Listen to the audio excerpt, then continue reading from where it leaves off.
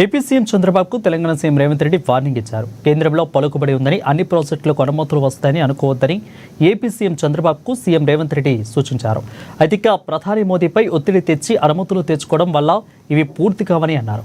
గోదావరి బేసిన్లోని 968 టీఎంసీలు, కృష్ణా బేసిన్లోని 555 టీఎంసీలలో తెలంగాణలో ప్రాజెక్టులు కట్టుకుంటాం. అన్నిటికీ ఎన్ఓసీ ఇవ్వండి, ఆ తర్వాత సముద్రంలోకి పోయే నీళ్లు ఏపీ తీసుకుపోవడానికి ఇబ్బంది లేదు అని తేల్చి చెప్పారు రేవంత్ రెడ్డి. చంద్రబాబు నాయుడు గారికి నేను సూచన చేస్తున్నా, మీరు పక్క రాష్ట్ర ముఖ్యమంత్రి, కేంద్రంలో మీకు పలుపాడి ఉండొచ్చు, మోడీ గారు మీరు ఏం చెప్తే అది వినొచ్చు. అంత మాత్రాన మీ ప్రాజెక్టులకు అన్ని అనుమతులు వస్తాయని మీరు అనుకుంటే అది భ్రమ.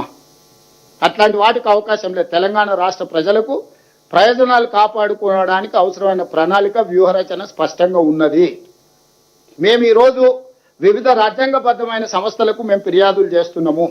రాజ్యాంగబద్ధమైన సంస్థలు మా హక్కులను కాపాడడానికి, మా హక్కులను మాకు అందించడానికి ముందుకు వస్తే సరే, లేకపోతే న్యాయస్థానానికి వెళ్తాం. అక్కడ కూడా జరగకపోతే ప్రజల దగ్గర పోతాము.